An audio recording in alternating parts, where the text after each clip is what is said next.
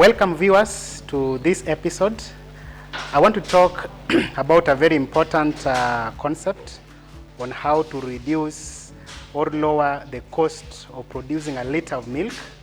the concept of feed conversion efficiency. I'm reporting here from a farm, and as you can see, it's a well-managed farm which has proper hygiene and proper biosecurity measures. And there's this common challenge whereby farmers would want to understand how do they minimize the cost of producing milk and maximize the profits. So it all begins with management, and we know that when constructing a dairy unit, we need to ensure that we construct an ultra-modern dairy unit, dairy facility, whereby we have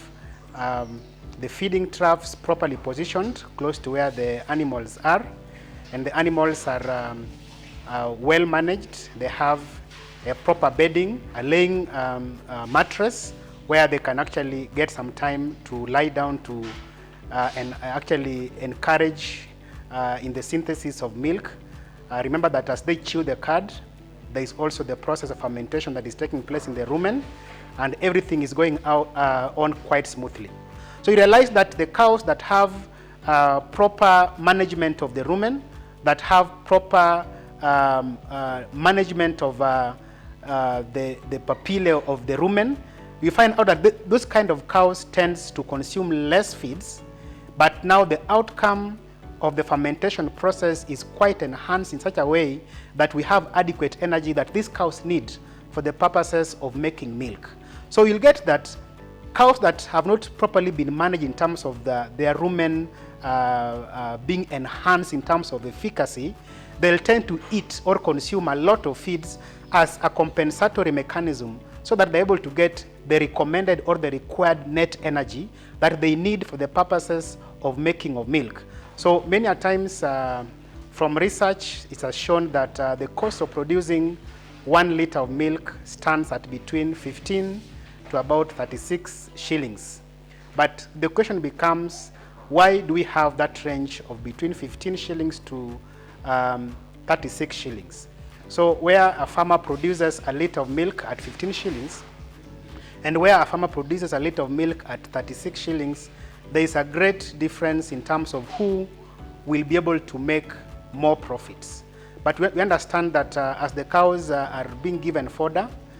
we need to ensure that first and foremost, the cows are comfortable. We minimize a lot of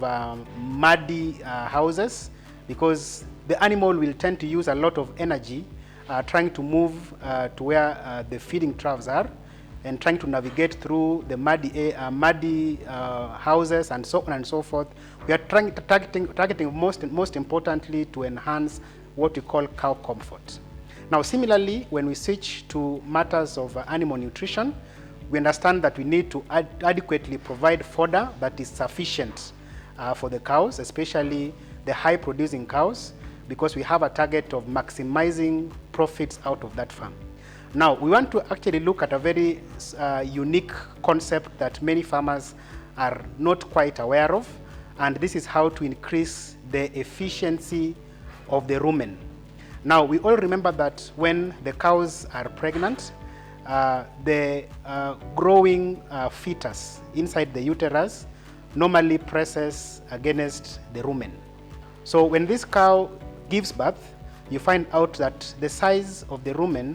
is significantly smaller than its normal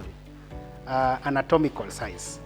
So this means that when the cow calves down, it needs to consume adequate fodder. You find that the space that is available to be able to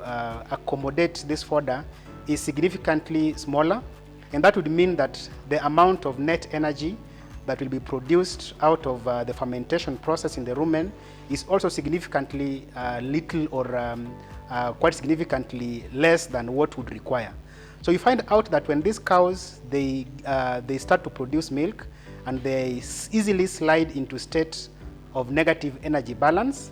and because sometimes we know that feeding is a challenge across many farms and sourcing feeds, as the owner of this farm said earlier on, it becomes a very great challenge, because when you have to source feeds, you have to pay expensive for them. Eventually, it will reduce the cost, or it will reduce the profits that you get out of your enterprise. So we want to see how we can be able to bring in this concept of increasing the efficiency of the rumen. And how do we do that? We all understand that the rumen contains millions upon millions of ruminal microflora, or the beneficial bacteria that aids in fermentation. The rumen also has numerous papillae that aids in absorption of energy that will be very, very much important in milk production. So that is to say, we know that the cow has just given birth. The rumen is significantly smaller,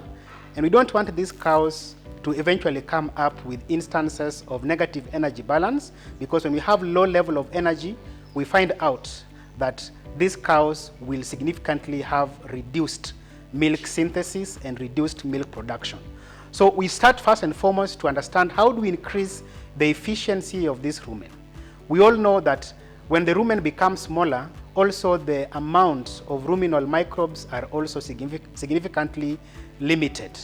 So we want to see how we can be able to incorporate some supplements that are rich in probiotics, that are also rich in prebiotics, that can be able to encourage the ruminal microfloral population, or the bacteria in the rumen, to multiply faster when the cow just gives birth, so that we aid in the process of fermentation and ensure that the outcome of fermentation is adequate energy which is needed by the cow to manufacture this milk. So many times people normally tend to challenge cows with a lot of concentrates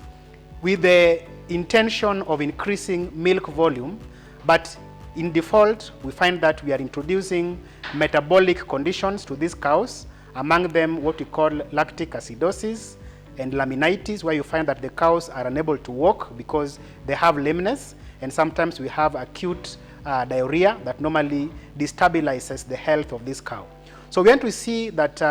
through the use of nutrition, through the use of the ruminal microfloral population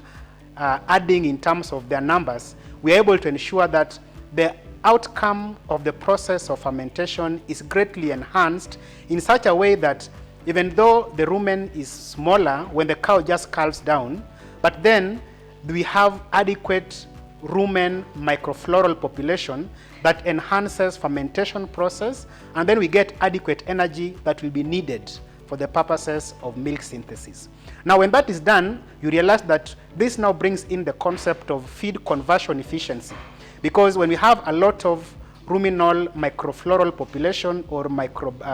bacterial population, you get that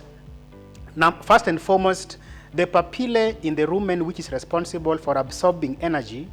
elongates in height, and therefore it increases a larger surface area for absorption of energy. So you find out that the quantity of fodder that these cows will be consuming will tend to be lower because of the efficiency of the rumen in terms of fermentation, and also the net energy that we get after the process of fermentation.